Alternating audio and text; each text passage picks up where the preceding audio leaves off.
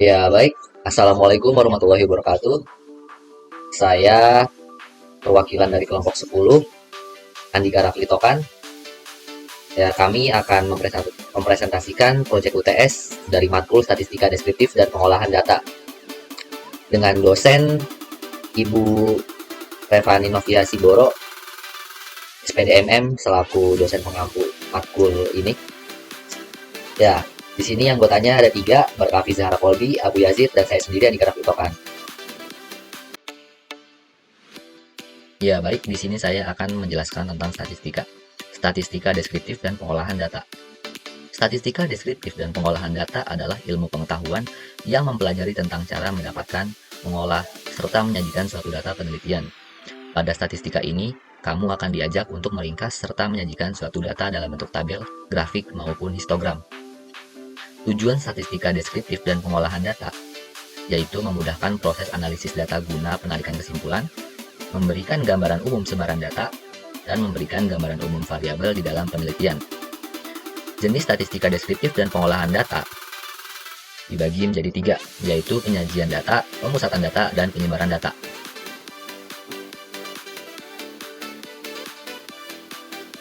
Di sini penyajian data, salah satu jenis dari statistika deskriptif. Penyajian data adalah kegiatan untuk menampilkan data mentah hasil penelitian agar lebih mudah dipahami. Penyajian data bisa dilakukan dalam bentuk tabel distribusi frekuensi dan grafik. Nah, di sini yaitu tabel distribusi frekuensi. Tabel distribusi frekuensi dibagi menjadi 3, yaitu tabel distribusi frekuensi relatif, dan tabel distribusi frekuensi kumulatif. Yang pertama, tabel distribusi frekuensi.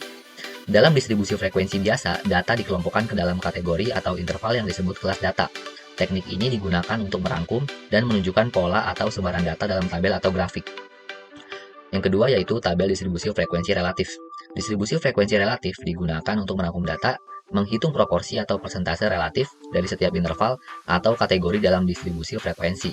Distribusi frekuensi relatif menghitung frekuensi relatif, yaitu bagian dari total data yang masuk ke dalam setiap kelas, bukan hanya jumlah frekuensi absolut dalam setiap kelas data. Yang ketiga, tabel distribusi frekuensi kumulatif. Jumlah total frekuensi absolut dalam distribusi disebut frekuensi kumulatif. Ini membantu menentukan berapa banyak data yang kurang dari atau sama dengan nilai distribusi tertentu.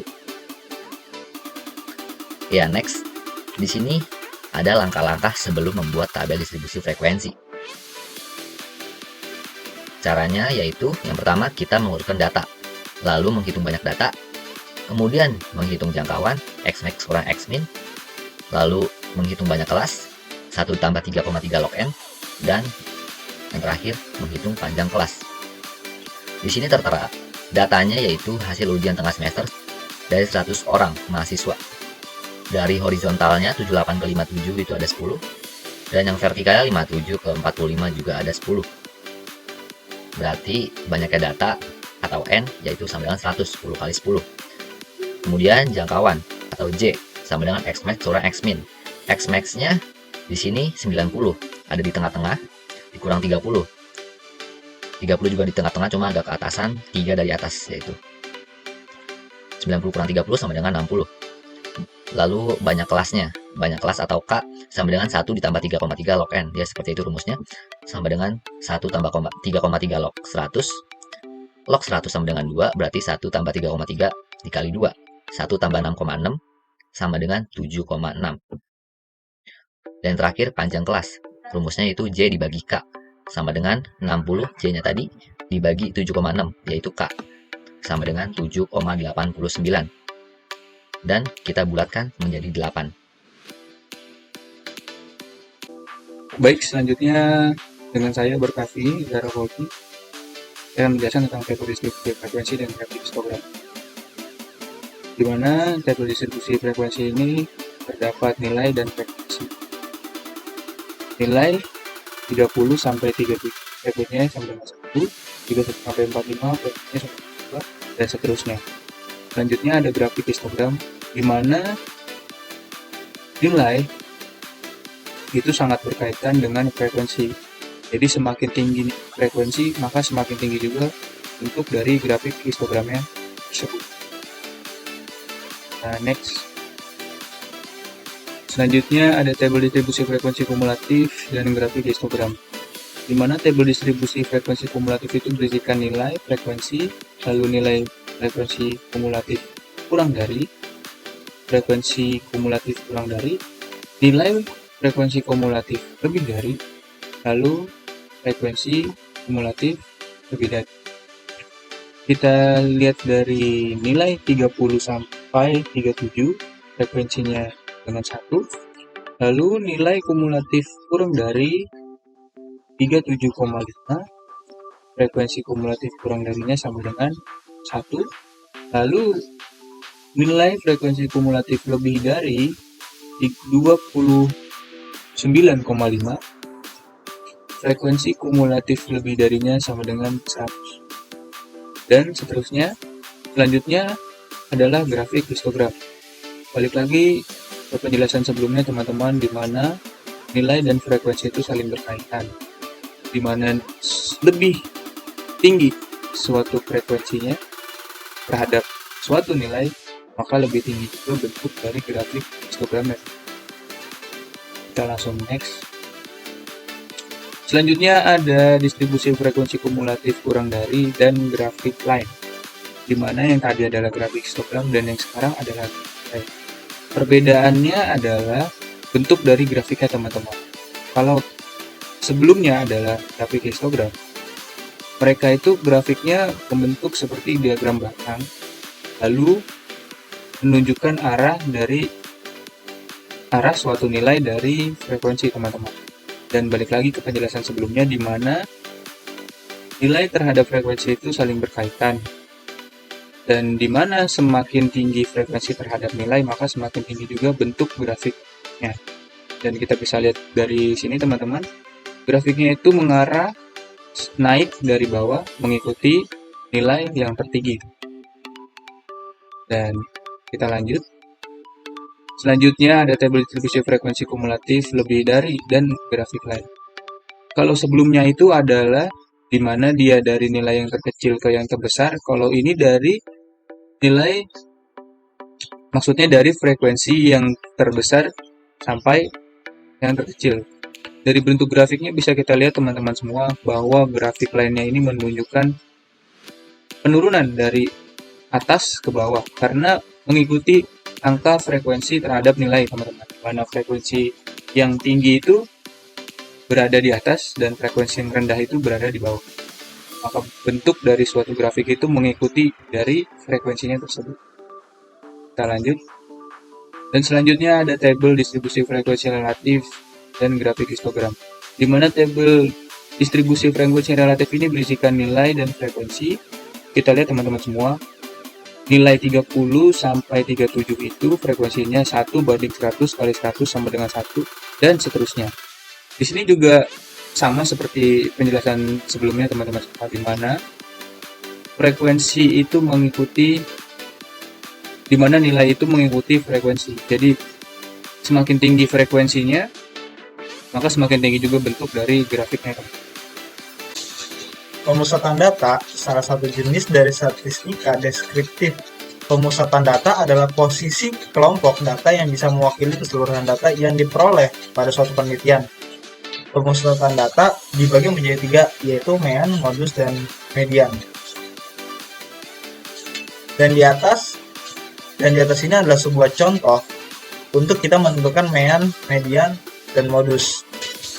Untuk cara perhitungan mean, caranya adalah 4 dikali 6 ditambah 5 dikali 10 ditambah 6 kali 4 ditambah 7 kali 12 ditambah 8 kali 8. Untuk 4 kali 6 hasilnya adalah 24. Untuk 5 kali 10 hasilnya 50. Untuk 6 kali 4 hasilnya 24. Untuk 7 dikali 12 hasilnya 84. Dan untuk 8 kali 8 hasilnya adalah 64. Dari total keseluruhannya adalah 24. Dan bagaimana kok 40 bisa dapat dari mana? Hasil penjumlahan dari frekuensi tersebut. Hasilnya 40. Jadi caranya adalah 246 dibagi 40 sama dengan 6,15. Dan begini adalah cara median. Median adalah titik tengah. Bagaimana kita menentukan titik tengah? Yaitu dengan cara kita mengurutkan urutan titik tengah dari 4 sampai 8 ada di titik 6 ditambah 7, yang mana dibagi 2 sama dengan 13 dibagi 2 sama dengan 6,5. Dan untuk modus perhitungannya adalah mencari angka frekuensi yang terbanyak, yaitu di angka 7.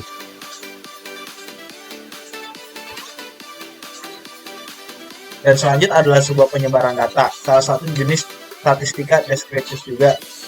Penyebaran data adalah besarnya penyimpangan antara sebaran data dan data pusatnya. Artinya, seberapa jauh sih perbedaan antara data pusat dan data lainnya. Ukuran penyebaran data dibagi menjadi 3, yaitu simpangan rata-rata, ragam varians, dan simpangan baku.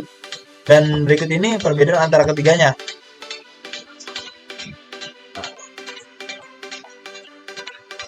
Dan di sini tabelnya dengan angka yang sama. Bagaimana kita cara menghitung kuartil 1, kuartil 2, dan kuartil 3. Dan di sini ada cara perhitungan yang sudah kita susun. Untuk kuartil 1, cara rumusnya adalah N ditambah 1 dibagi 4, yaitu sama dengan 40 ditambah 1 dibagi 4, dengan hasil 10,25. Berada di titik 10,25, berada di angka 5. Kuartil 2, cara perhitungannya yaitu 2 dikali N ditambah 1 dibagi 4 sama dengan 2 dikali 40 ditambah 1 dibagi 4 sama dengan 20,5. 20,5 berada di titik 6. Cara perhitungan kuartil 3 yaitu sama dengan 3 dikali N ditambah 1 dibagi 40 sama dengan 3 dikali 40 tambah 1 dibagi 4 sama dengan 30,75. 30,75 berada di titik 7. Untuk jangkauannya yaitu rumusnya adalah DB dikurangin DK sama dengan 8 dikurangin 4 sama dengan 4. Dan untuk cara jangkauan antar kuartil yaitu kuartil 3 sama dengan 3 dikali N ditambah 1 dibagi 4 sama dengan 40 ditambah 1 dibagi 4 sama dengan 30,75 berada di posisi 7. Dan untuk kuartil 1 sama dengan N ditambah 1 dibagi 40 sama dengan 40 ditambah 1 dibagi 4 sama dengan 10,25 berada di titik 5. Cara menghitungnya adalah kuartil 3 dikurangi kuartil 1 sama dengan 7 dikurangi 5 sama dengan 2. Untuk selanjutnya yaitu simpangan kuartil. Rumusnya adalah 1/2 dikali kuartil 3 kurangi kuartil 1 sama dengan 1/2 dikali 7 dikurang 5 sama dengan 1/2 dibagi 2 sama dengan 1. Dan selanjutnya yaitu menentukan keruncingan kurva dari data 2, 3, 6, 8, dan 11 dengan X 6 dan S sama dengan 3,67. Cara perhitungannya yaitu 2 dikurang 6 pangkat 4 ditambah 3 kurang 6 pangkat 4 ditambah 6 kurang 6 pangkat 4 ditambah 8 kurang 6 pangkat 4 ditambah 11 kurang 6 pangkat 4 dikurangin 3 per 5 dikali 3,67 pangkat 4 dengan hasil minus 4 pangkat 4 ditambah minus 3 ditambah pangkat 4 ditambah 0 pangkat 4 ditambah 2 pangkat 4 ditambah 5 pangkat 4 kurang 3 per 5 kali 3,67 pangkat 4 dengan hasil 256 ditambah 81 ditambah 0 ditambah 16 ditambah 625 per 5 kali 3,6 pangkat 4 dikurang 3 dengan hasil 978 per 5 dikali 181,41 kurang 3 dengan hasil 978